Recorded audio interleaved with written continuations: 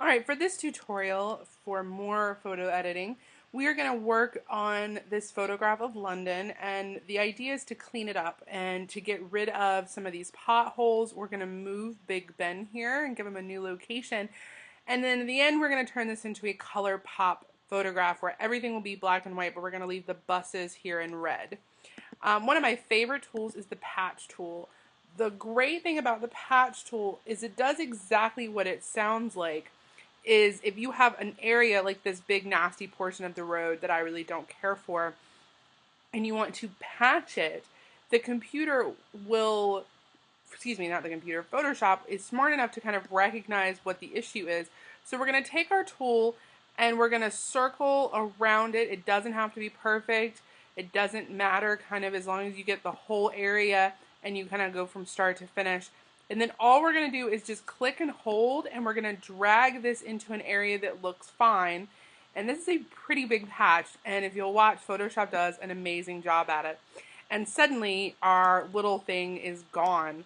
I'm going to come over here, I'm going to do it again, and I'm going to keep cleaning up the road until I don't have kind of these yucky spots anymore.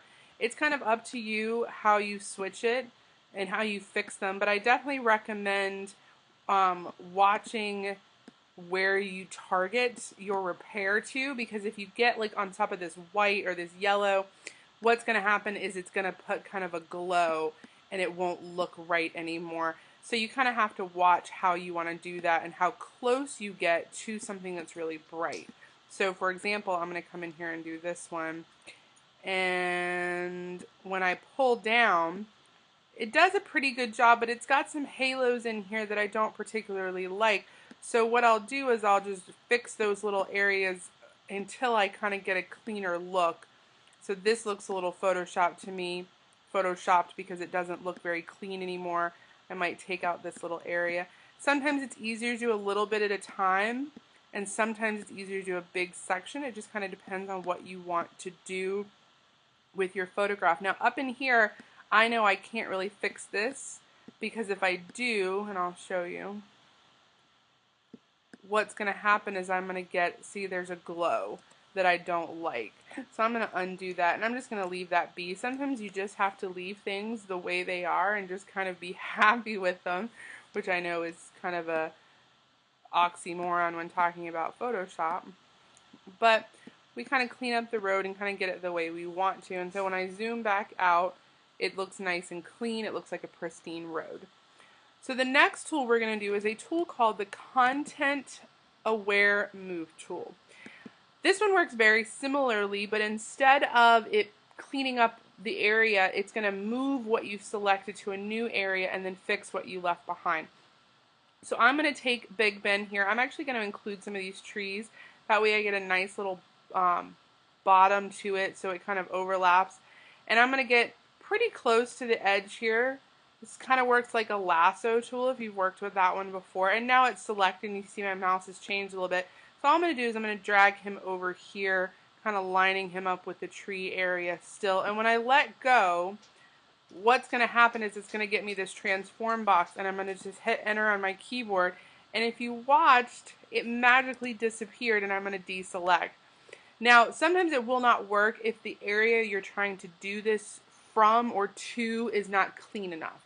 So you kind of have to be very careful about the area you chose and how it kind of overlaps. I'm actually going to use the clone tool real quick to fix some of this patchiness. Clone tool allows you to target an area and copy exactly what's in that area the way it kind of came out. You kind of have to be careful with this. A little goes a long way. You kind of have to retarget by using the Alt key. If you see how it turns into a target, I can say I want to use that area to cover that area. So the clone tool is a very useful tool. I actually use that quite a bit.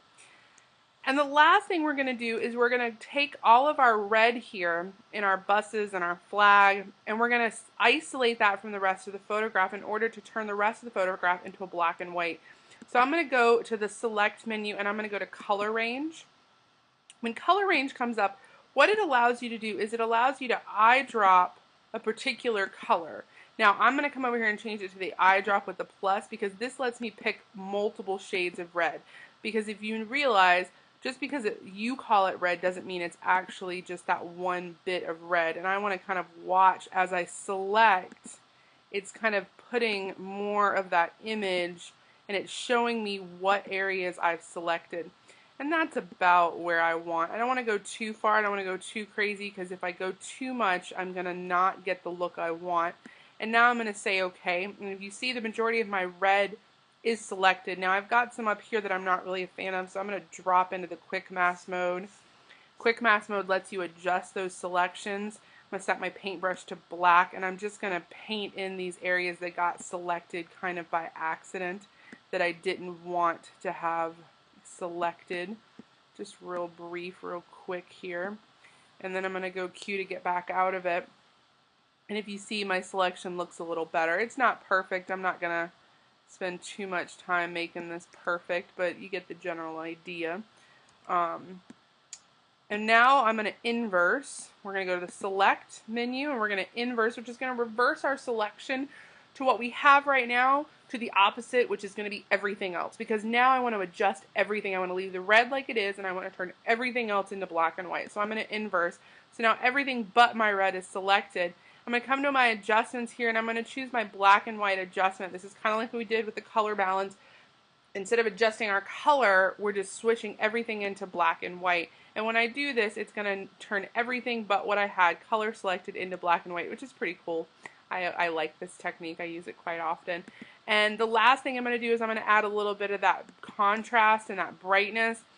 Sometimes I'm going to hit the auto just to kind of see what it does. Sometimes it does it right. Sometimes I maybe want a little bit more or a little bit less, just depending on what Photoshop deems appropriate.